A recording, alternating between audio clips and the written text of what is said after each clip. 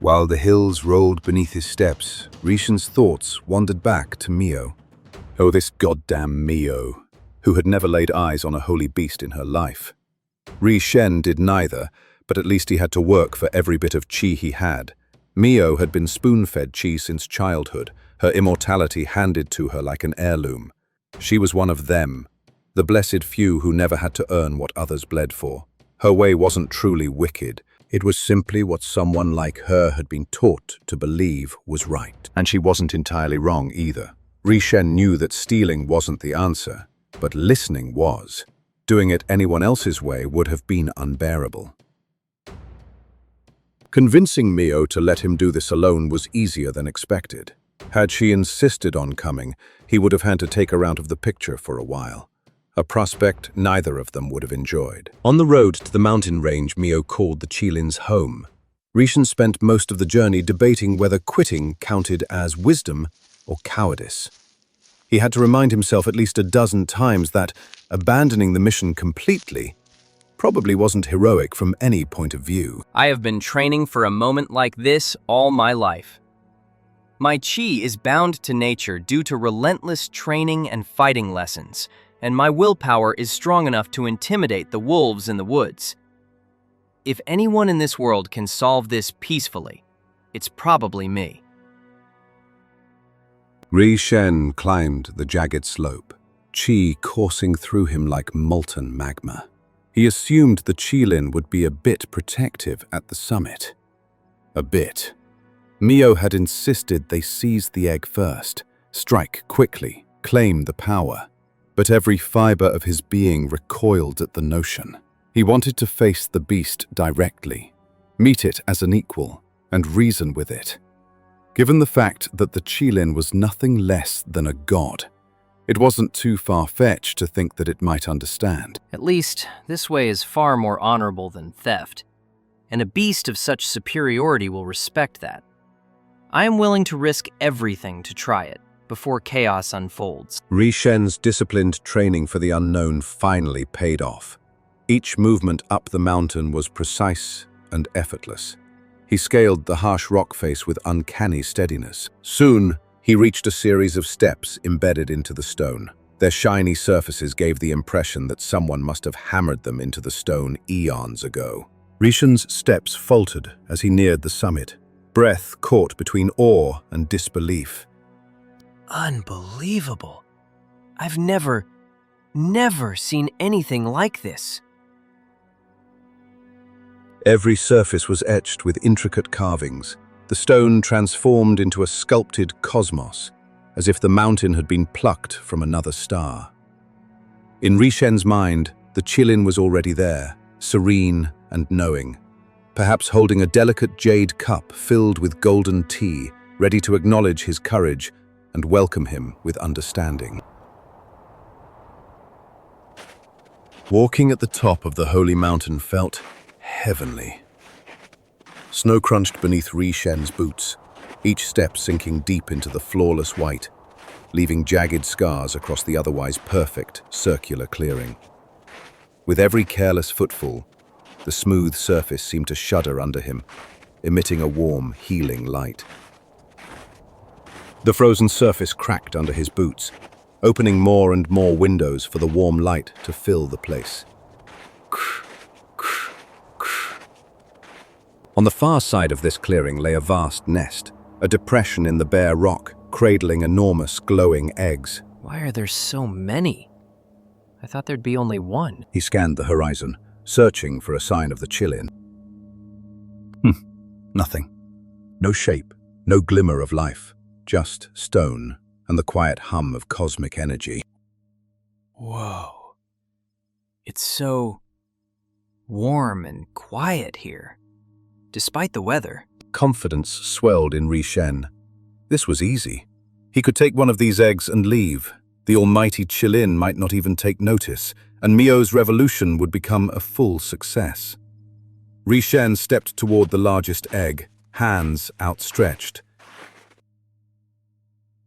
And then the air tore apart behind him without announcement.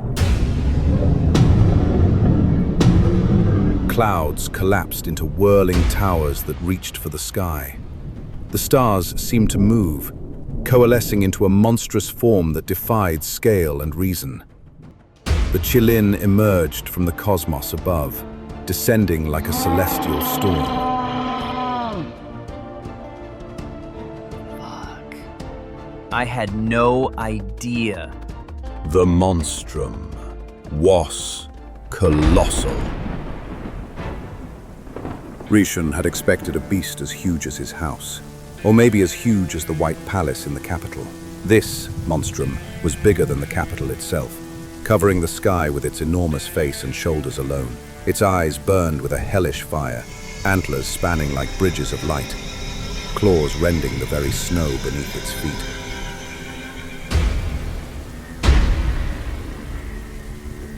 The creature's roar split the air, a sound that could flatten mountains and boil rivers, shaking Rhy Shen to his core. Hell had arrived at the summit, and it was personally offended by Rhy Shen. He planted his feet firmly, chest thrust forward and shoulders squared, trying to radiate confidence. His hands were raised slightly in a gesture of peace. I come in peace, Your Majesty. I did not intend to disturb you. This made the Qilin even more furious. A storm of wrath erupted from the creature that bent the sky and cracked the mountain. Rhy Shen gripped one of the glowing eggs in his hands, heart hammering, and told himself a fragile truth. I'm sure it won't strike, as long as I carry this. His stomach dropped as he realized, if the great Grand Masters didn't intervene, this was nothing less than the apocalypse incarnate. The summit shattered behind him with every beat of the beast's heart, carving a cathedral of destruction in snow and rock. Rhy Shen's breath came ragged, his mind sharp with fear and calculation. One wrong step, one misjudged motion, and everything, himself, the egg in his hands, Mio and the world, would end in fire and cosmic wrath.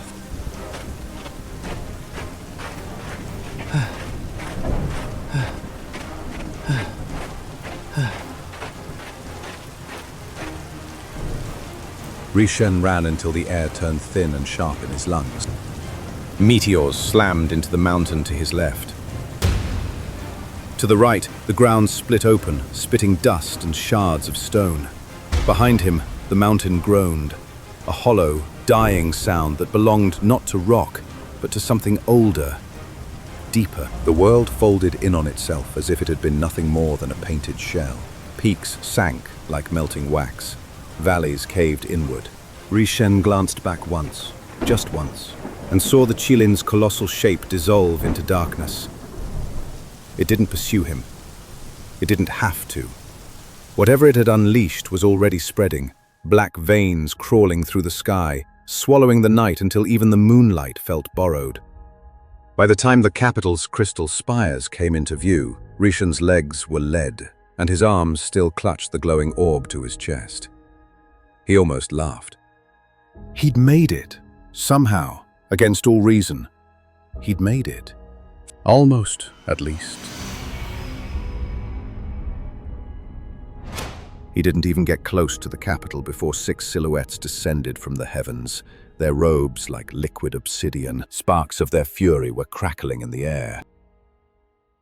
Gravity seemed to bow in deference as the great Grand Masters of the capital set their feet upon the earth. The foremost among them stepped forward, every movement deliberate, radiating authority, while the others lingered behind in the shadows, silent and watchful. Like a parliament of owls, their eyes fixed on him with cold scrutiny. Do you have any idea what you've done, boy? The first Grand Master glared at him with eyes like polished stone. I'm so sorry, Master. I thought I could reason with the Qilin. Please, take this egg.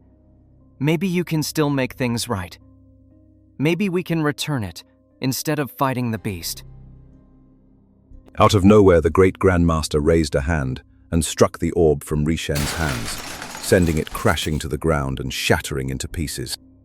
What the fuck are you doing? This egg was our chance to... This isn't the egg. This is excrement. It's Qilin dung, you absolute idiot.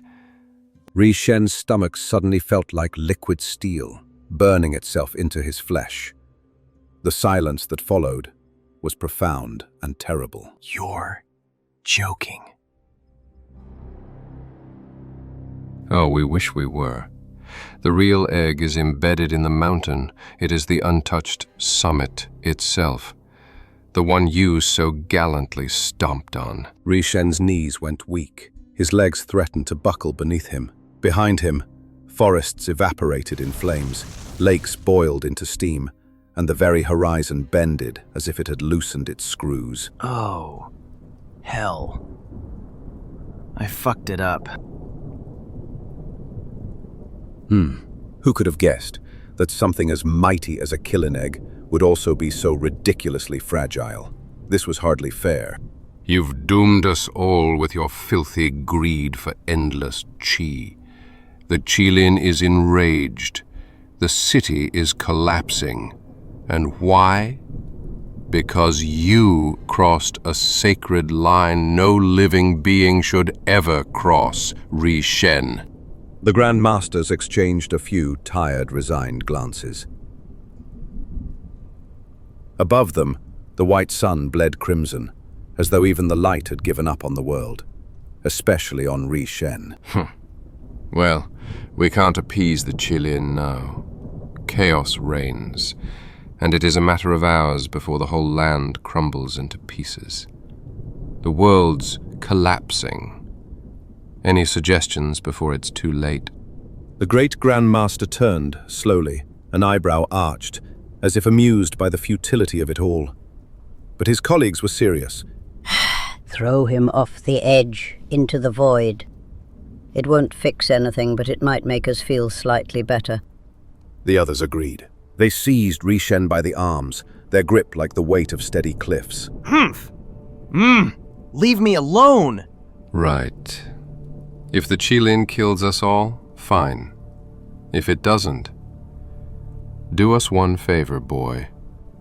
Vanish from our sight. The Grand Master wrote an invisible spell into the air with his fingers. An abyss opened, awaiting Rhy Shen, the traitor. No! This is a misunderstanding. I didn't want this. Dying is far too gentle a punishment for an idiot like you. You were destined to bring light, and all you brought over the world was shit. Literally shit. I swear to the stars. If we survive any of this, we will get back to you 1,000 years from now to give you a proper punishment. With that, the others hurled Rhy Shen into the abyss. And don't forget to take your pile of shit with you. As his body and soul vanished into nothingness, spinning through smoke and shattered light, Rhy Shen couldn't help thinking that there must have been a right path he somehow missed. The last image burned into his mind was Mio's flawless, radiant face, but the expression shifted to sheer disappointment. If the void had left even a fragment of his consciousness intact, that thought alone would have undone him. Yet, mercifully, everything ended for Rhy Shen in that instant. 1,000 years in the abyss, they said. Perhaps the Grand Masters had lied, intending to leave him there for eternity. Perhaps they had all perished, missing their chance to revive him. Or perhaps, just perhaps, we will never know, for something beyond the world's reckoning had intervened, snatching Rhy Shen's fate before it could fully take or lose its form. Holy green fuck! Well, that is bloody fantastic. Calculated madness at its finest.